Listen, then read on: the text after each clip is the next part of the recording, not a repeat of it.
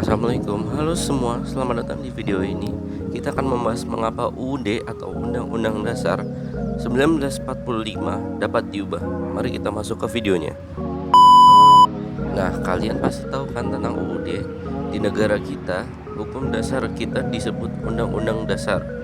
Undang-Undang Dasar adalah kerangka hukum yang mengatur pemerintahan dan hak-hak warga negara. Ini adalah dokumen yang sangat penting dalam menjalankan negara. Amandemen atau perubahan adalah perubahan resmi, dokumen resmi atau catatan tertentu, terutama untuk memperbagusnya. Salah satu fitur penting dari UUD adalah kemampuannya untuk diubah atau diamandemen. Amandemen UUD adalah proses di mana pasal-pasal atau bagian-bagian UUD dapat diubah atau ditambahkan. Ini memberi negara kita fleksibilitas yang diperlukan untuk berkembang dan berubah seiring waktunya. Nah, proses dari amandemen UUD ini tidaklah mudah. Biasanya amandemen harus melewati proses legislatif yang ketat. Proses ini melibatkan pemerintah, parlemen, atau badan khusus yang dibentuk untuk tujuan tertentu. Para pemimpin dan perwakilan rakyat harus mempertimbangkan dengan cermat setiap perubahan yang diusulkan. Tapi, kenapa ya teman-teman? Kita tuh harus mengamandemen UUD kita. Alasannya bisa beragam. Pertama, kebutuhan masyarakat dan negara bisa berubah seiring waktu, misalnya teknologi, ekonomi, dan isu-isu sosial yang terus berkembang. UUD perlu mampu mengakomodasi perubahan tersebut. Selain itu, amandemen UUD dapat diperlukan untuk memperbaiki perlindungan hak asasi manusia, memperluas hak-hak warga negara, atau mengatasi masalah yang mungkin tidak tercakup pada UUD sebelumnya. Masyarakat harus dapat memperjuangkan hak-hak mereka melalui proses amandemen ini. Nah, kawan-kawan, penting untuk diingat bahwa tidak semua bagian Undang-Undang Dasar dapat diubah. Contohnya seperti pada pembukaan yang merupakan dasar dari undang-undang itu sendiri, itu tidak dapat diubah ya. Ini dirancang untuk melindungi prinsip-prinsip dasar dan nilai-nilai yang mendasari negara kita ini. Kita lanjut ke hasil-hasil dari amandemen Undang-Undang Dasar. Berikut hasil dari amandemen Undang-Undang Dasar 1945.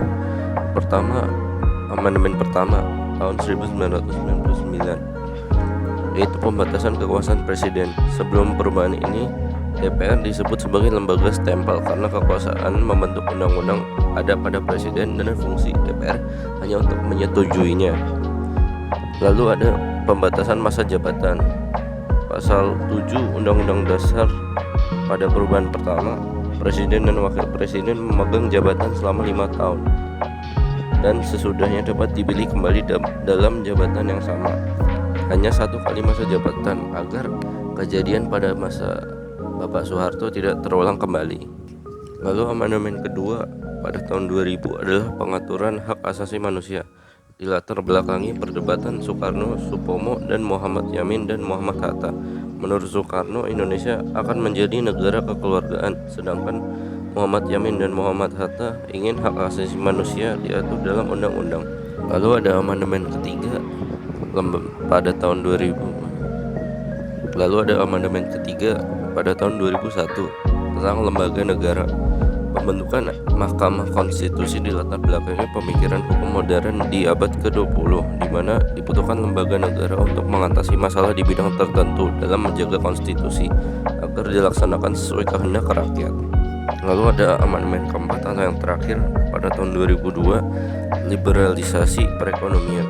Asas kekeluargaan yang sudah digaduh sejak sidang BPUPKI untuk membawa perekonomian Indonesia berdasarkan cita-cita gotong royong, penyelenggaraan perekonomian menjadi sentralistik, di mana segala cabang sentralistik yang dibutuhkan dikuasai oleh BUMN. Dengan amandemen ini, pengelolaan kebutuhan orang banyak tidak terpaku pada BUMN saja, namun bisa dari perusahaan yang berada di bidang tersebut. Perlu diketahui, amandemen Undang-Undang Dasar ini adalah proses yang serius dan penting. Ini melibatkan keterlibatan berbagai pihak dan seringkali memerlukan persetujuan yang luas, yaitu masyarakat, pakar hukum, dan politisi harus bersatu dalam diskusi yang memastikan bahwa amandemen itu sendiri mencerminkan kepentingan yang baik. Keterlibatan publik adalah kunci dari proses amandemen Undang-Undang Dasar. Ini memastikan bahwa keputusan yang diambil mewakili suara mayoritas dan merupakan hasil dari diskusi yang mendalam. Dengan demikian, amandemen Undang-Undang Dasar adalah alat yang penting untuk menjaga relevansi hukum dasar negara kita dengan perubahan zaman dan kebutuhan masyarakat. Ini adalah proses yang rumit tapi penting dalam menjaga integritas dan kesejahteraan negara kita. Terima kasih telah menonton video ini. Semoga Anda dapat lebih memahami apa itu amandemen Undang-Undang Dasar dan kenapa itu harus dilakukan. Pentingnya proses ini dalam menjaga negara kita agar tetap berkembang. Di lain kesempatan, wassalamualaikum warahmatullahi wabarakatuh.